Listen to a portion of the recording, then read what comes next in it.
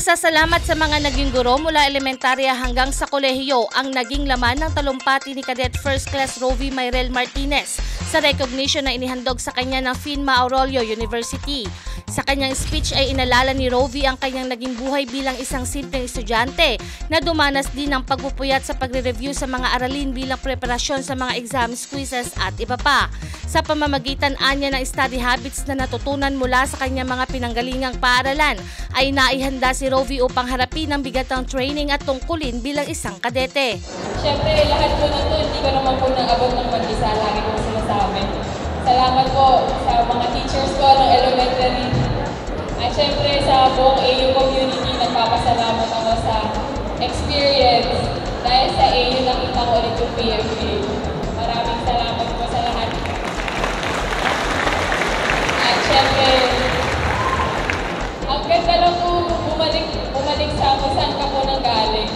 Kaya sa Aurelio, maraming salamat po na may ikinayak po kayo na ganito para po sa akin. Hindi ko po in-expect na ganito po pala po kalaki. At sobrang nagpapasalamat po ako sa inyong lahat na kasama po kayo sa kung ano po pong naging tagumpay ko. Maraming salamat po. Bagamat aminado siya na nahirapan sa loob ng Philippine Military Academy at ilang beses na pinanghinaan ng loob, ay hindi nito nagawang biguin ng mga magulang at hindi binitawan ng pangarap nilang mag-ama. Yung pagkakadete ko, sobrang light lang po. Inumpisahan ko po siya na sa laging paalala ng mga upperclassmen na ang araw matatapos. Na kahit gano'ng mahirap yung pinagdadaanan mo, walang makakapigil ng paglubog ng araw. Kaya ako po, lagi ko lang hinihintay nun, kahit mahirap, matatapos ng araw. Kaya po, paglubog po ng araw, masaya-masaya po ako nun. Para kay Rovie, isa sa may tuturing niyang susi upang magtagumpay ay ang time management o tamang paghahati-hati ng oras para sa mga bagay na nais gawin sa buhay. Kung pagkakaroon po tayo ng magandang time management, magaan po ang buhay. Yun po yung lagi ko nang sinasabi sa kanila.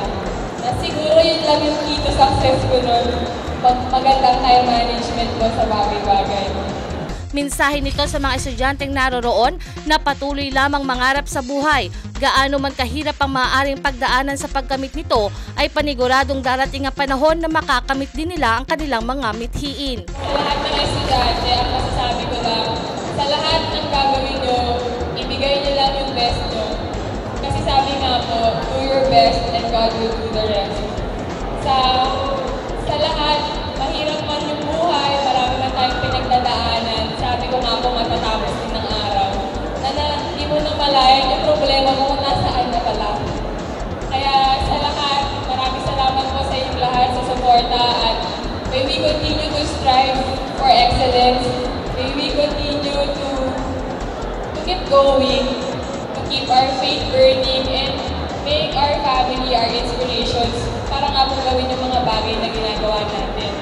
Matapos ang recognition ay nagpaunlak ng isang press con si Rovie kung saan sinabi nito na panahon na upang tanggalin ang barrier sa pagitan ng lalaki at babae dahil bawat isa ay may kanya-kanyang kalakasan at kontribusyon sa lipunan. Kailangan na po natin tanggalin yung barriers po natin na yung may mas magaling kahit sa yung lalaki, mas magaling sa babae, yung babae mas magaling kaysa sa lalaki. Tanggalin na po natin yun kasi lahat naman po tayo may kanya-kanyang galing.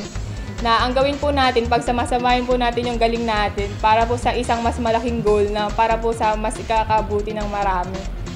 Siguro po mas maganda, i-empower po natin yung isa't isa, hindi po i-empower lang yung babae, i-empower lang yung lalaki. I-empower po natin lahat para mas maganda po yung result. Jovelyn Astrero para sa Balitang Unang Sigaw.